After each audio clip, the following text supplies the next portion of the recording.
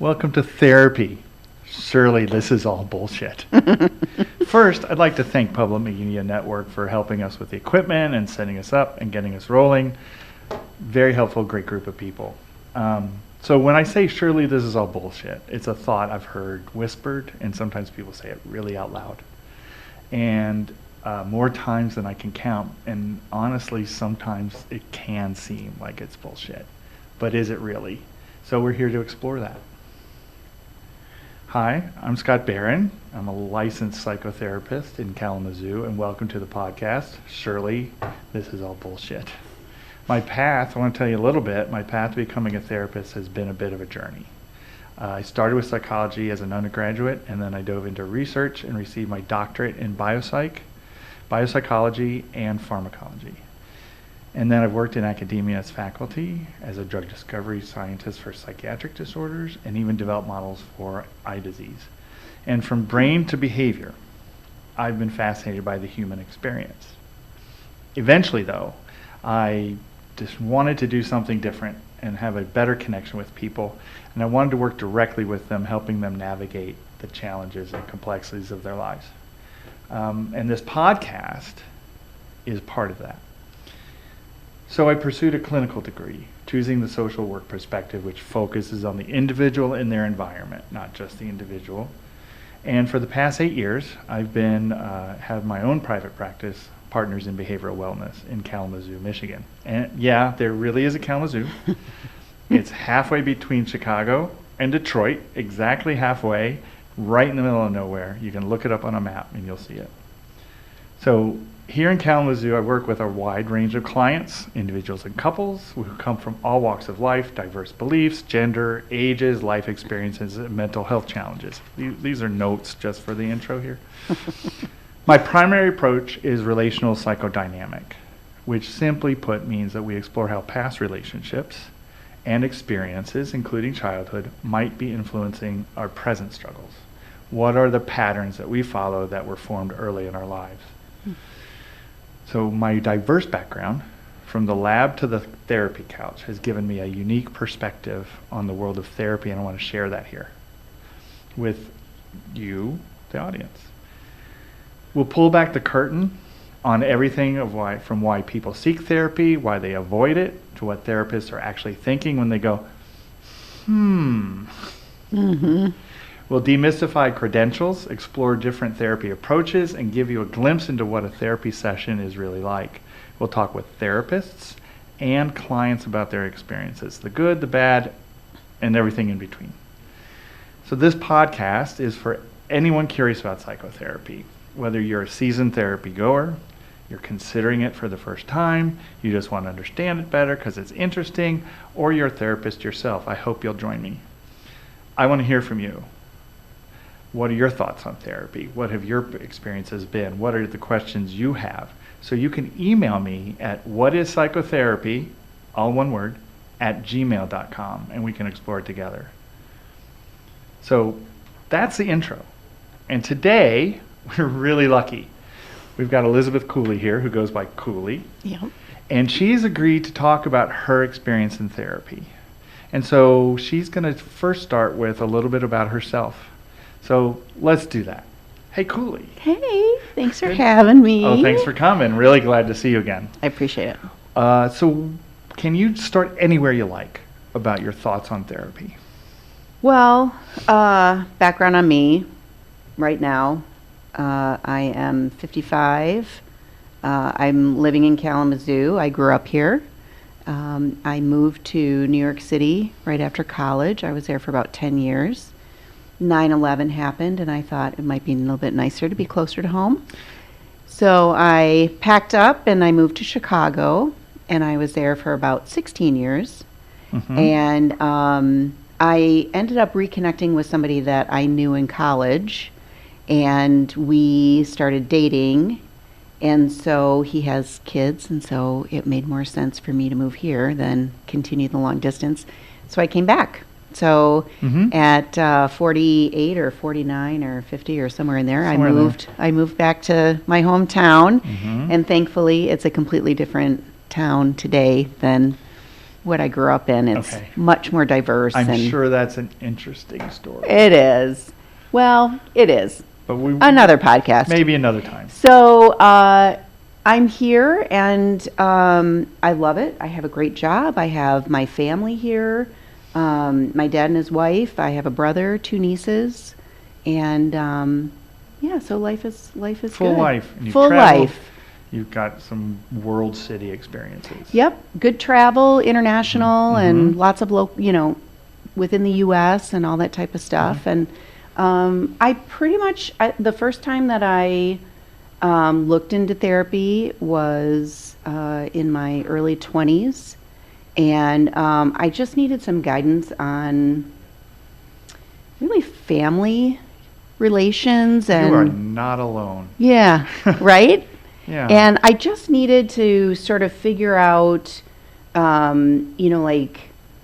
why my parents divorced, and sort of dive into why was it leaving me feeling the way that I was? Why wasn't I just content?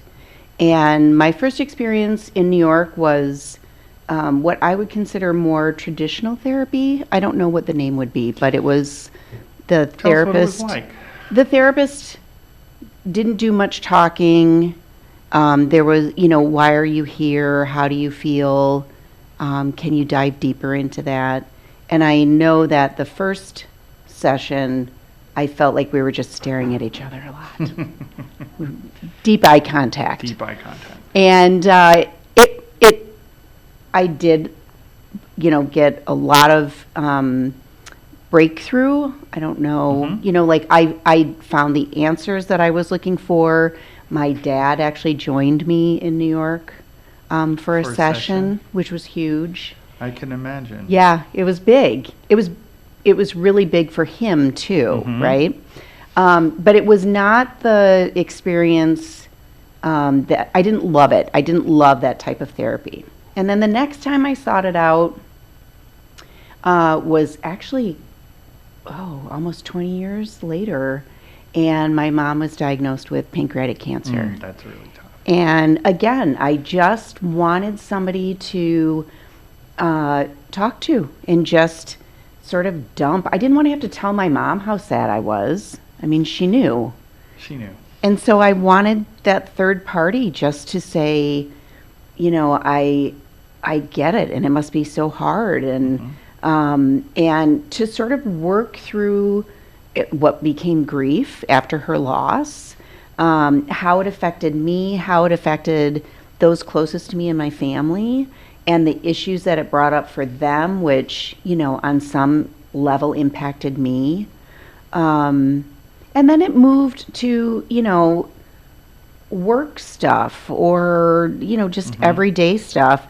And then I didn't have anything to sort of work through anymore. And so that was the closure on that one. And then my next experience was here in Kalamazoo when I moved here for my relationship. And little interesting tidbit, this is my first serious relationship. I was 48.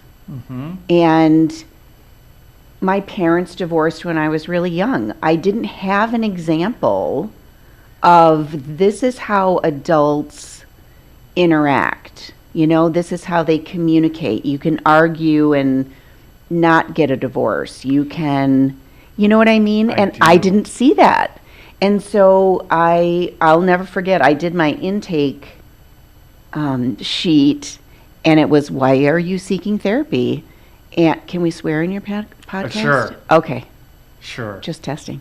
We can always bleep it out later if people you are might offended, have to. You might have to bleep. Okay, good. Oh, good. Yay! So on my intake form, it said, "Why are you seeking a therapist?" And I said, "Because I am 48 in my first adult relationship, and I do not want to fuck it up." That was all that I put, and I was matched with my current therapist, and she's amazing. And it's talk therapy. I started that in Chicago. And it's a relationship, and that's what I love. I still benefited from the version in New York, but the relationship or talk therapy, I don't know if it has a name. So, I don't know what method they used I don't either. in either of the places you're talking about. They're all talk therapy. They're just different versions of talk therapy. Okay. Right? Because you're in there with a room and you're speaking. Right. And they are very disparate, different types of talk therapy. And we're going to be talking about that as we go on in the podcast. But today we're going to stick with you. Okay. And if something comes up we want to discuss it, great. We're just going to jump in. Okay. Okay? What else? Those were that's an interesting story, a therapy story. They were all, I feel like they were all event driven. Yeah, I can see that. So there were reasons that you came in and decided what. So you have these events happening and you thought about them, and I'm curious what you were thinking about the events. One, how you came to a decision to seek therapy, how you found a therapist, right? Because that's a challenge. Oh. And then I think it'd be interesting to talk about what those first interactions were like. Like, not just technically, oh, we did the intake paperwork of this, but what were your emotions like? So to say this in a cliche, how did it make you feel? Awesome. That's great. That was awesome. That was perfect. You like that Yeah, one? yeah. I kind of want to lay back. Okay. So my reasons each time were very different. You know, family relations, my mom was dying, relationship. New York, I have no clue how I found her. Chicago, recommendation from a coworker, and met with her, and just it clicks. It's like when you meet somebody and you think, I could be friends with that person. Okay. That's exactly how it felt with the therapist in Chicago. And an instant feeling of being at ease. I can swear, I can tell you the ugly side of me, I can share the super funny side of me, the super sad.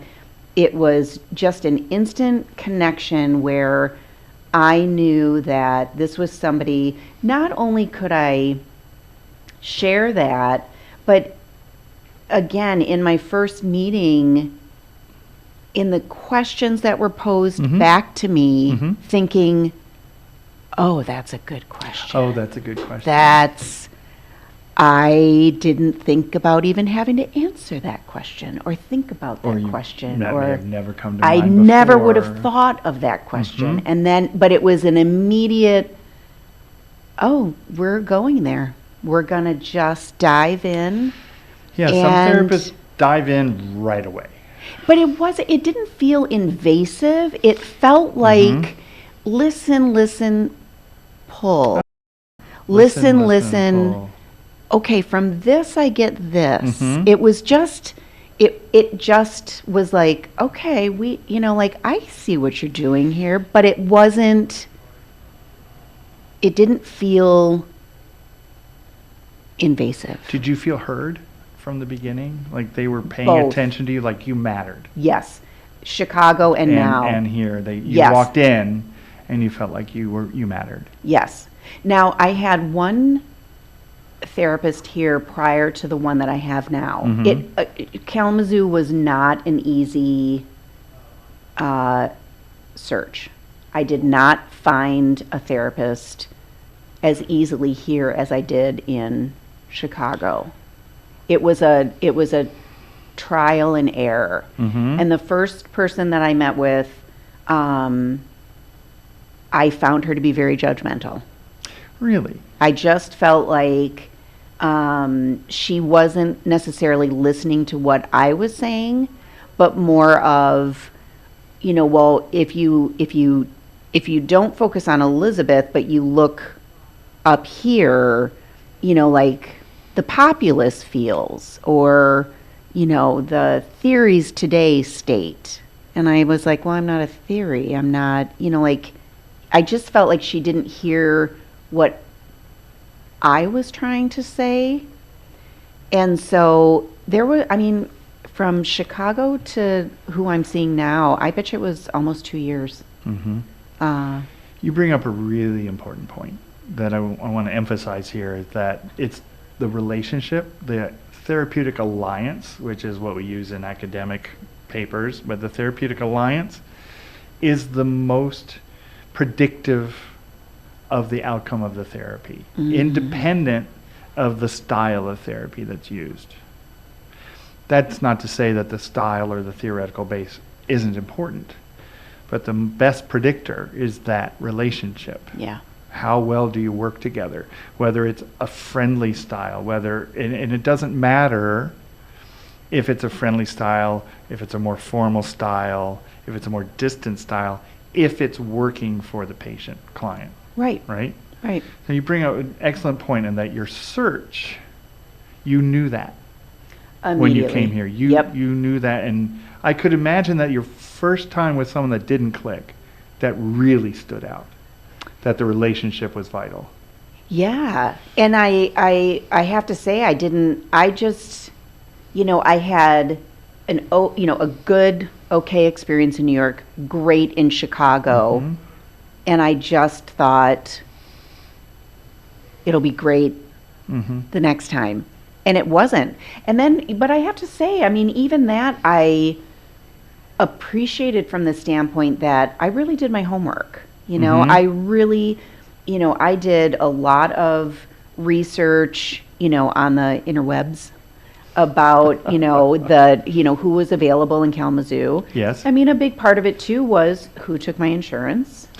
Yes, that is a problem with our healthcare system. That's Right. true. That's another podcast. Yeah, it is. It's down the road. Right. Yeah. So, I mean, working within, who is available to me. And then, I knew immediately with my therapist here in town, in our first session, I was like, this is exactly what I need. So can we look at that search a little bit more closely? The reason I say that is because I think the one in New York, I don't know how I found them. No idea. And it was helpful, but it was a long time ago. Right. Chicago was a recommendation from a friend, which is a very common way to find Yes. any medical provider. Correct. Okay, and mental health provider. So the one here was a more difficult path. And I'm going to see if I get this right. You're moving here to be with somebody who has children. Right. And you have no children. Correct. And in fact, this is your first serious relationship. Correct. So I could imagine some, what's the word I'm looking for? Terror? That's A little, excitement. I knew I was doing the right thing. Like I Yes. knew it was absolutely what I wanted to do. Mhm. But yeah, I didn't want to mess it up. No, you don't. And you don't know what all the variables No clue. are. None. Never parented before. These kids are already there. They have two parents. Right. And you're coming in. So this is quite a complicated set of people, Yeah. even if everybody's getting along. Right. So you decided what? This is coming up, you're moving, and you decided to do what? I knew that I needed, more than anything, somebody to give me the tools Mm-hmm. in a relationship that I didn't see with my parents. I needed the tools, obviously, you've got two adults, two people who were already established. We didn't meet, we knew each other when we were younger, but we didn't date. So we didn't grow up together. We became our own people separately. And and we're very different. I'm very sort of matter of fact and not the most sensitive, I guess we could say. Okay. not romantic. I'm just sort of, We do tend to get caught up in romance in our culture, don't we? we do. Right? And But you know what? I love the fact that he is romantic. You know, we balance each other out. But I tend to have a history of, hurting his feelings, and because I just sort of say things. And I don't want to do that. Now, I'm still going to do it because, Yes. I just will. But I also wanted to have those tools of, what is a nicer way of, conveying something, and I have to say the other thing is I wasn't much of a talker. I didn't that share. sure seems different now. And you know what? I will honestly say that my partner, it was imperative to him that I learn how. And it was through my therapist that I learned how. So I'm going to ask you a leading question. Okay. Why not talk to your friends? Why a therapist and not your friends? The thing that I love the most is my current therapist recommends that I talk to my friends after I talk to her. So it's more of, I go to her because she's unbiased. She's a third party. She doesn't know everything, right? She doesn't know. She doesn't know me as a That's true. kid. She didn't know me in high school. She didn't. She doesn't know the ugly braces stages. So she knows. I feel like she knows the core of what I'm trying to accomplish. And she's not being influenced by my ugly braces stage, or remember when you dated so and So so. she sees you from the outside. Yes. And she hears what you tell her, and she is able to do what? Are you saying? She's able to just break down what it is that I'm looking for. I don't know how to explain it. She just has a way of, I feel like I am a spiral, right? And I come in and I make a statement, and then I just start talking, and I'm doing this around that initial the thought. point. And I keep going and I keep going, and then she'll say, I'm going to stop you there. Can I ask you X? And I'll be like, yes. And then, so the question comes out, I answer it thinking I get to keep spiraling. Yes. And she says, well, if you're saying that, what about this? And it's in that moment where you're like, oh my God.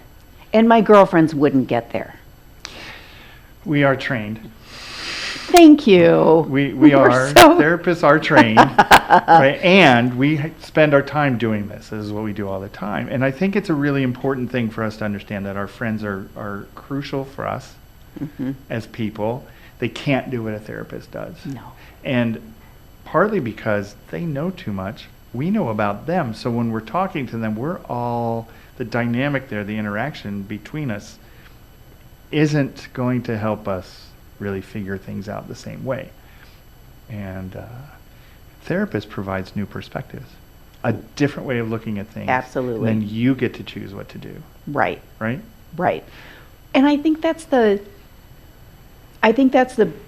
beautiful part, right? Is you're not being told how to do it. It's not like, well, you should, Well, there is a thing about shoulding on yourself, and we have to work on not shoulding on yourself Don't or do that. shoulding on others. Yeah. And you just get covered with should. Don't do that. Yeah. Yeah. Yeah.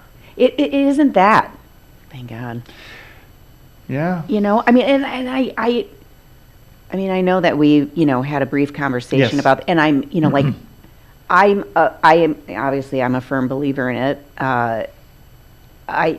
There's so much that I get from it. But like I was telling you, we're going further and further at this point between sessions. Yes. Because we were seeing each other every week to every 2 to every 4 to every 8. And again, even in 8 weeks, I want to either tell her of an accomplishment, Mm-hmm. something that she and I worked on and I was able to implement it, Mm-hmm. or, hopefully there isn't something that I actually need to. Sometimes there is. Sometimes My there guess is. is that her phone, she'll answer her phone. The if you call beauty, her. yeah, the beauty, and again, I would like to think that this is for everybody, but I'm sure it's not for all therapists. I can shoot her an email, Mhm. and that's an option right now. I could literally shoot her an email every Yes. week with a little, hey, here's a little catch up. And what do you think comes What do you back? think? I Does she haven't done get- it. Okay. I haven't done it. So I know therapists who do this. I do this, and I make sure that there's a boundary there, because like we're talking friendship versus therapist, the boundaries Right. between those two, right? They're not our friends. Correct. You can have a friendly relationship, but they're not your friend. Right. They're not going to help you drive to the airport. Right. But they come with. I've now lost my train of thought. Me emailing her. Yes, thank you. Welcome. That's why we're here together. That's why we're here together. Thank you, Cooley. And I practice this too. Send me an email. I may not answer today. I may not. If it's a statement of what's going on, I may not answer at all. Mhm. I do read it. Right? Or I may make a short response. Right? Mhm. If it's really crucial, I Right. may call you. Right? I may say, let's set up an appointment, or let's talk about this Wednesday. Okay? Thanks for sending this. I appreciate it. So there are different ways that we can communicate, but that we have to maintain the boundaries, and that's on the therapist job, and that's another episode. Another one. But I appreciate you bringing that up. Yeah. It's really helpful. So I'd like to ask you a few questions. You filled out a questionnaire Mhm. that I had sent out, and I'm happy to share that with anybody else who wants to request a copy. I can send you a link. It's a Google form with some questions about your people's thoughts on therapy. One is, why do you think people go to therapy? Was that on the questionnaire? It was. Did I answer? I don't remember because I don't have any identifying information. Oh. I don't know who answered what. Oh, good. Yeah. Why do people go? Why do they seek out therapy? Yeah, you've talked to people. You've had friends who've gone to therapy. I think for most of, my friends, it was same reason I did, a Mhm. life event. Life event. That they just wanted that Mhm. non-biased third party, Mhm. somebody to just either walk them through the journey or Mhm. give them the tools to maybe manage the situation. That is a big reason. Is there's an event that sets something off, Mhm. sets something up. I don't want to say trigger because that's such an overused word, Mhm. and it's really most appropriate for trauma. That's Yeah. another discussion. Yeah. Look at you. Right. Just, not going down every rabbit hole and trail today. So let me ask you, why do you think people don't go or avoid it? I would say that the biggest issue would be fear. Of what? Probably, I think that therapy in general, I think people are like, ugh, like I don't want to have to go back to my childhood, or I don't want to Oh, have to, I don't want to have to. I just think that, there's a general fear of, is there something wrong? Is there a reason, like, am I not somehow quote unquote normal? I don't know. I mean, Do you have any, am I broken? right. Am I broken? And- Are you or judging me? Am I a bad judgment, person? exactly. Yeah, right, judgment. And so one of the key things you're running into is with your therapist, and I really got to give you credit for finding therapists that fit you and are non-judgmental. We Mhm. are taught and we practice. Don't judge. Mhm. Don't judge. In here, in your head, you might think, ooh.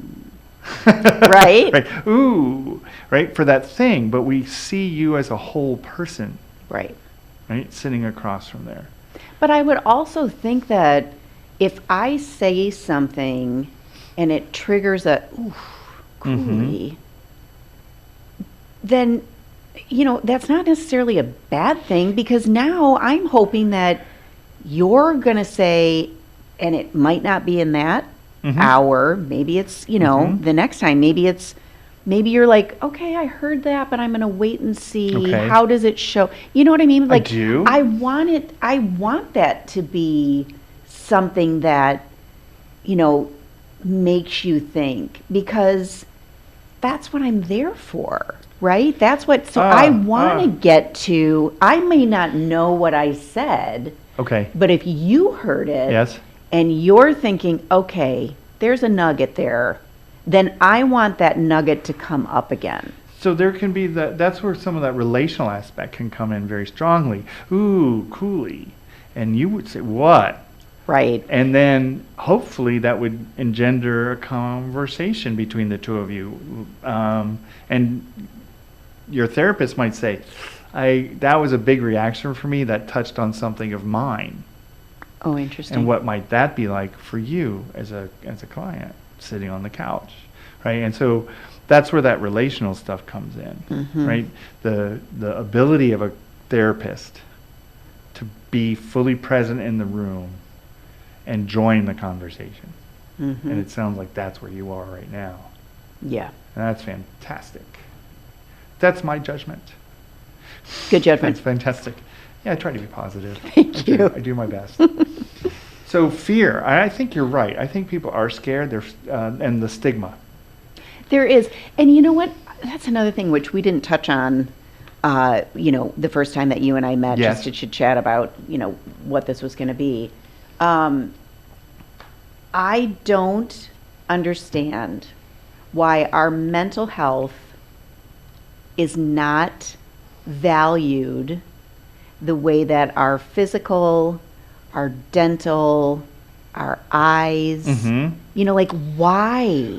Well, I think there are books written on that, literally. And I think if we go back through history, right, we could say demonic possession, Oh, right? yeah. They can't function. They're weak. I'm weak if I go to therapy. I can't do it myself, right? That's a thing. So you're in the Gen X. Mhm. I'm in baby boomer, right? Our generations were more, she's in therapy, right? Susie over there, she's in therapy, Right. right? It's like, it's a bad thing.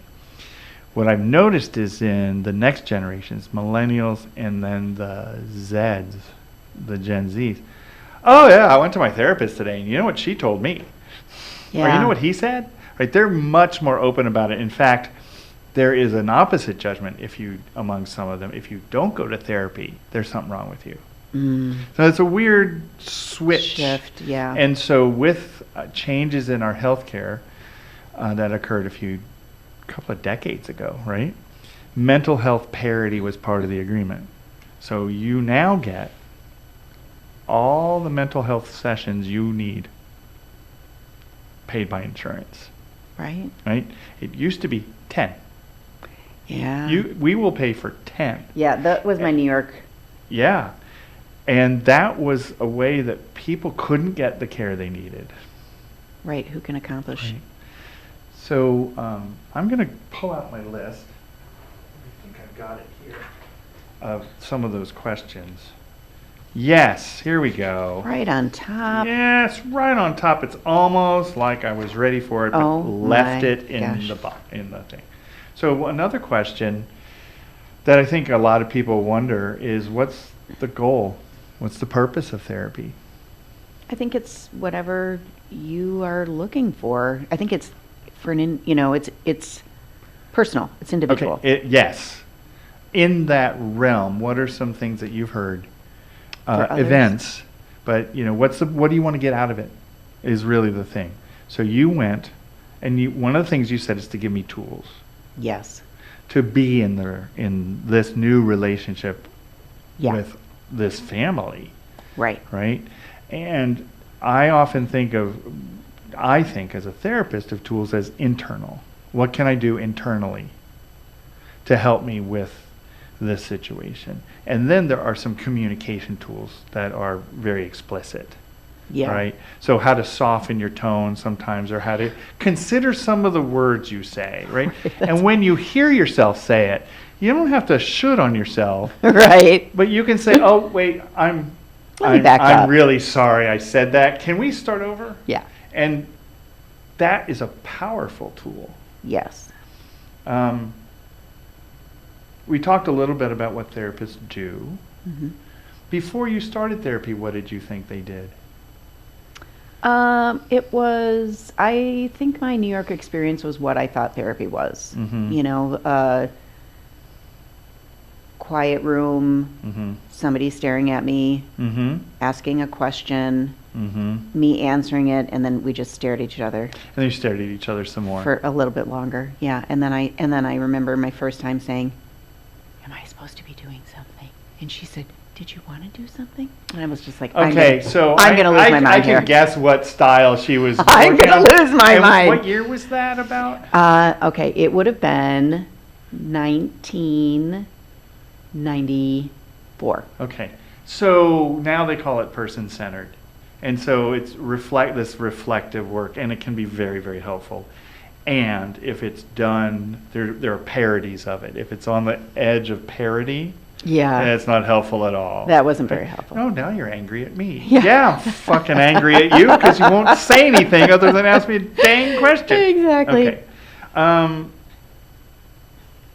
Other questions were, what do you expect from a therapist? And then to what's expected of you in therapy? I think the greatest expectation, and it should be on both sides, Mhm. is trust and honesty. That takes work. It does. I didn't find the trust part, I don't find either to be very hard. Okay. Once I knew that, the therapist that I had found, that I connected with them, Mm-hmm. I trusted them. Mm-hmm. And honesty, and again, maybe it's just because I believe and trust in that patient, therapist confidentiality, that what I share Mm-hmm. isn't going anywhere. Yes, that's crucial. Crucial. And I know personally, and other therapists I know, we state that up front. Absolutely. I'm not going to tell anyone. Right. Right? You can tell anybody you want. In fact, I had that conversation with somebody on the phone today. They were calling about possibly working together. And I said, look, the confidentiality is so important because we're in Kalamazoo. Right. We may know some of the same people. I will never, if I see you, start talking to you. But if you say hi to me, I will absolutely say hi back. Okay, I have the funniest story. Yes. So, my therapist here in town, I was working at a Gilmore event. Mm-hmm. I was working the will call for tickets. The Gilmore Piano Festival. Yeah. Oh, should we plug it? We just did. That's enough. So I was working, and I've only seen my therapist through a screen. Oh. We started during COVID. During COVID. And after COVID and restrictions lifted, and she said, "Do you want to meet in person?" And I said, "Do we have to?" And she said, "No." And I said, "I love this. I love the fact I've had a therapy session in my car, in my home, at work. I steal my boss's office. I love that." He has a big office, He right? has a big office. He has a Yeah, big he doesn't. office. He doesn't need that He whole doesn't thing. need all of it. So I saw her at an event, Mm-hmm. live and in person, and I was so excited to see her that I jumped up, went around, gave her a hug, and I said, "I cannot believe I'm seeing you in person here." And she was just laughing. We had a great time. And then my next session, I said, "I am so sorry. Was I supposed to even touch you or acknowledge you?" I said, I was literally I had her in a bear hug. I was so excited to see her in person. And she said, "You drive that."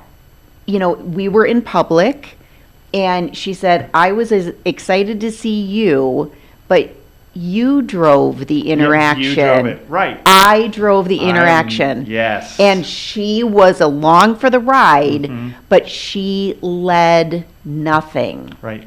I let it all. And I could not have been more thrilled. So that's one of the things you expect from therapists.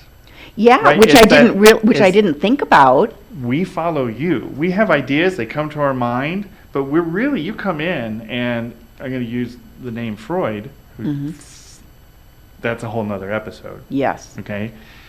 His idea was you, as a therapist, you sit there with this relaxed attention while they talk. Mm-hmm. And you're with them the whole time.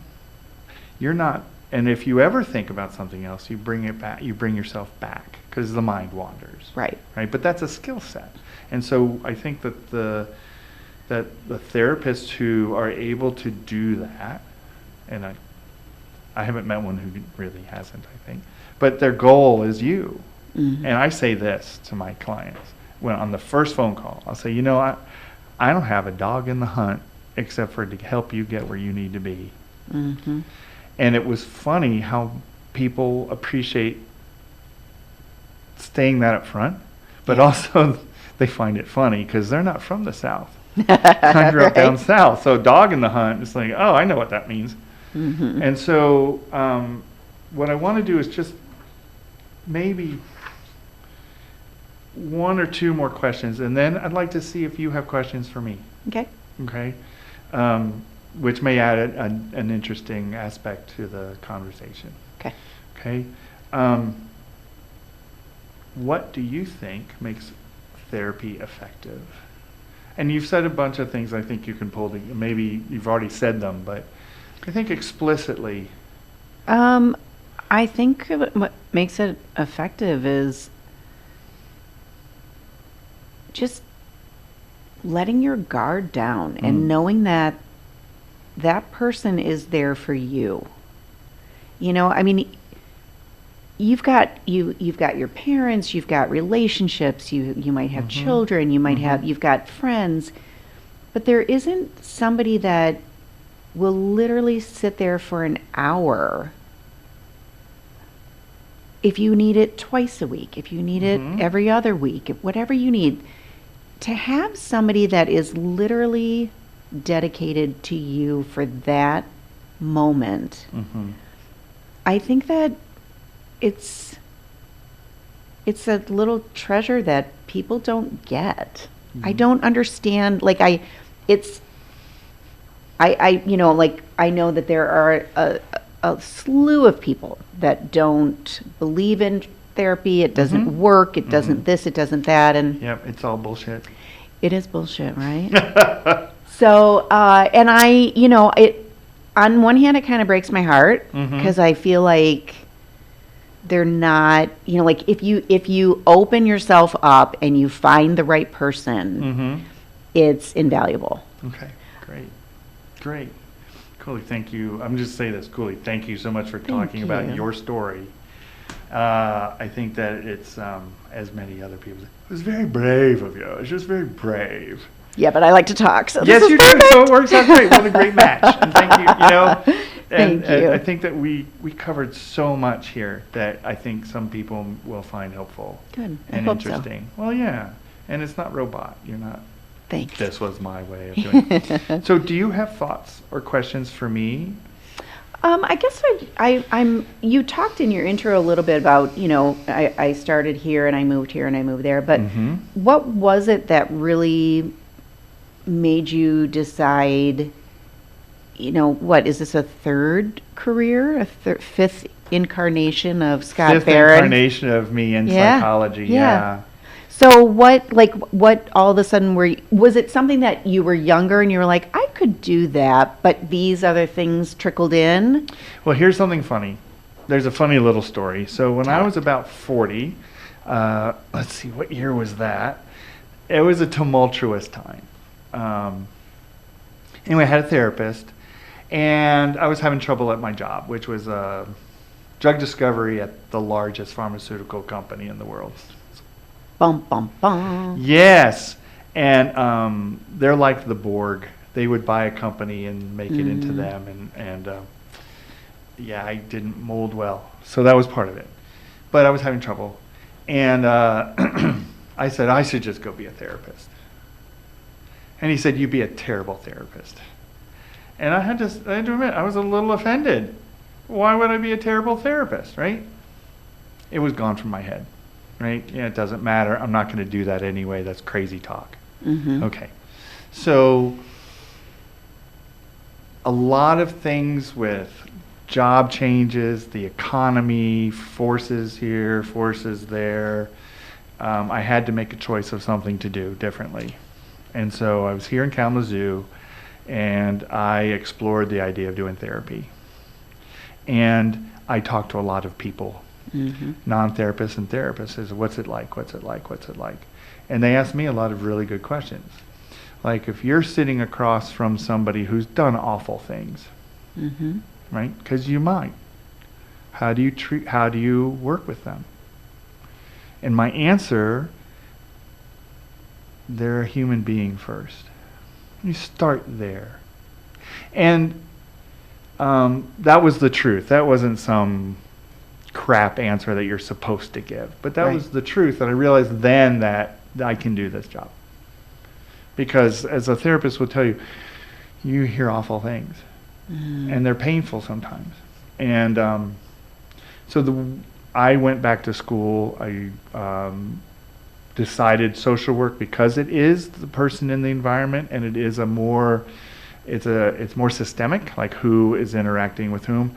Interestingly, however, as I moved forward, it became more of a psychoanalytic, psychodynamic interest with all the social work ideas, right? So that's how I got to be where I am. And it's a story for another day, fell into a private practice. It's like, here's a private practice. Do you want it? Yep. With patients. I said, yep. So I was very fortunate. So that's how I got there. That's cool. Yeah. I think it's interesting, like, I think, the more things that you have experience-wise to bring to the table, then you can relate to a corporate, a C-suite person. You can relate to people who have children. You can relate to, you have so many people different... in the medical field is one of the areas that I have a bit of a specialty in, because I can talk doctor or nurse or whatever. I talk medical. Yeah. Right? Yeah. And the shared language. Gray hair. Right, that helps helps a lot. Yeah. And I've gotten, so I have to work a little extra as the cis-het middle-aged white guy. And that sounds goofy to say it, right? But there is the view of that in a therapy setting. I think the therapist has to be aware of it and not ignore it. Right, and actually bring it up. So that's what I mean by harder. It's not like it's harder to get a job or to get clients, but I think in the moment sometimes we have to stay with admitting, hey, I can understand a bias here, and I'm not Bob. Right. And I think people get that right away. At least I hope so, because I try to be. I'm funny. You are funny. Not here today as much, but other times I'm pretty damn funny. I've heard you be funny. Thank you. Thank you very much. I appreciate it. And it'll come out more here. But yeah. Good. That's how it happened. All right. And I like it. I love it. And I have a comfy couch. There you go. Actually, to any therapist listening, when you can, buy the most comfortable chair you can afford. For you to sit in? Yes. Yeah, I can see that. Absolutely. So that you can sit there and people say, oh, I'm sorry to bring all this stuff up with you. And I look at them and say, I get to sit here in a comfy chair. And they laugh. I say, yeah, it's a comfy chair. And I get to talk with people. It's good. All good. Yeah. Anything else? Any other questions? Thoughts? No, I would have prepared a little had I known. I didn't even think about it till we were in the room. I thought, wonder if she has any questions for me, like what therapy is like. What do we think about? But those are things that are going to come up later. Good. So I think this might be a good place to wrap up. All right. What do you think? I think it's good. I appreciate it. Thank you. I appreciate you so much. Thank you. Thank you. And I'd like to thank again Public Media Network in downtown Kalamazoo, and the Epic Center has provided services and training and taught us a lot of things. Cooley, of course, thank Thank you. I'll you. probably be thanking you for a long time. And don't forget, if you want to reach out, write to whatispsychotherapy@gmail.com, and we'll get back to you. Take care of yourselves. Yay! Huzzah!